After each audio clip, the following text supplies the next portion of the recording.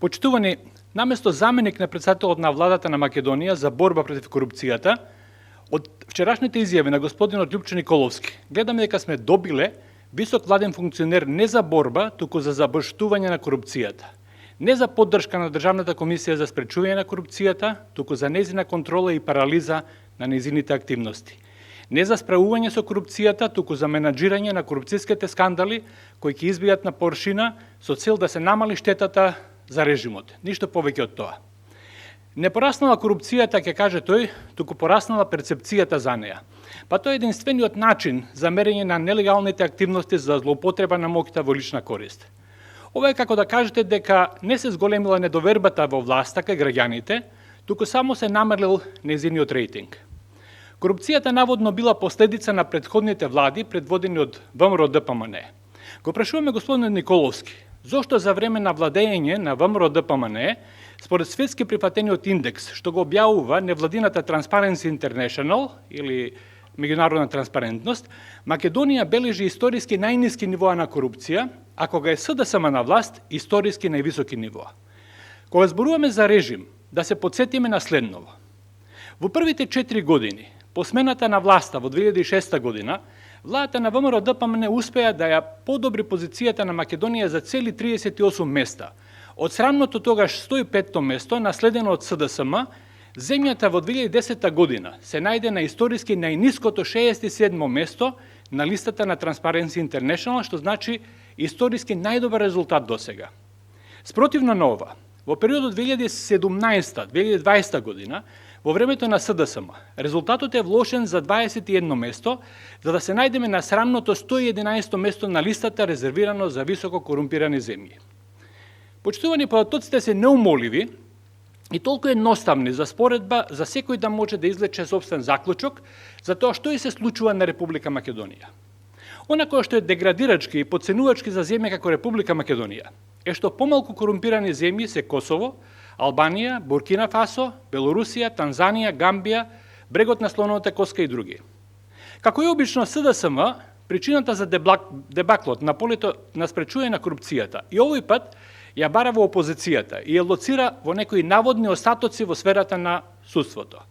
Владењето на правото е важен елемент на имиджот на една земја на планот на корупцијата, но индексот за кој зборуваме се формира и врз основа на други показатели, кои се темелат на анкетни истражувања со бизнесмени, домашни и странски и релевантни експерти од разни области за корупцијата во доменот на обезбедување лиценци и дозволи, корупција кај јавните набавки, во областа на образованието и здравството и слично.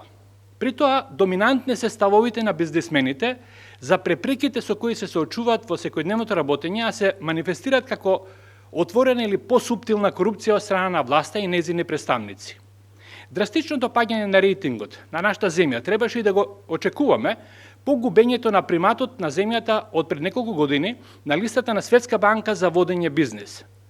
Понатаму парадигматичен е случајот со јавните набавки во Република Македонија. Да се подсетиме, во име на усогласување со директивите на Европската Унија за јавните набавки и доведување во ред на јавните набавки во земјава, се донесе новиот закон за јавните набавки со важност од април 2019 година, но наместо тоа, тој со повеќе негови одредби овозможи да се зголемат ризиците од коруптивно однесување, кој во практиката немилосрдно се користи и слободно може да се додели името корупција заснована на закон.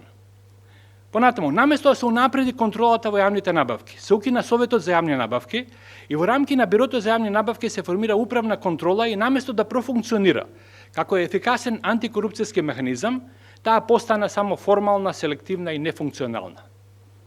Носителите на високи јавни функции не спроведуваат групни набавки за истородни стоки, услуги и работи преку рамковни спогодби. Кај нас и тоа се злоупотреби, како што беше пропаднатиот повеќе милионски тендер за набавка на реагенси, што значи дека само се потврди правилото колку се во прашање по големи пари, корупцијата е почеста и помасовна. Најверојатно ваквиот однос е и заради неефикасното, корумпирано и селективно обвинителство и судство. Практично во последно време, предмет на гонење се само политички нарачани случаи, а не такви што се продукт на носителите на власта. Познати се катастрофалните последици од високото ниво на корупција и економскиот раст во една земја. Ова го потврдуваат бројни емпириски студии, како што може да се види на еден од графиконите.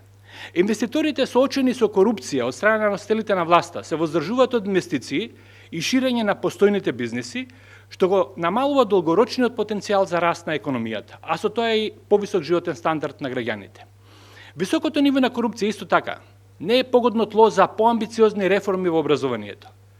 Корупцијата негативно влијае врз мотивацијата на луѓето за инвестирање во својот човечки капитал, а во драстична форма го поттикнува иселувањето на младите, со што се губи есенцијална субстанца за просперитет на економијата и општеството на долг рок. Почитување овој тренд на се подлабоко тонење на Република Македонија во мочуриштето на корупцијата мора да прекине. Мора сите да го дигнеме својот глас против ова зло. Како што може да се заклучи, власта предводена од СДСМ во оваа борба не може да биде сојузник, затоа што таа е изворот на високата корупција. Благодарам.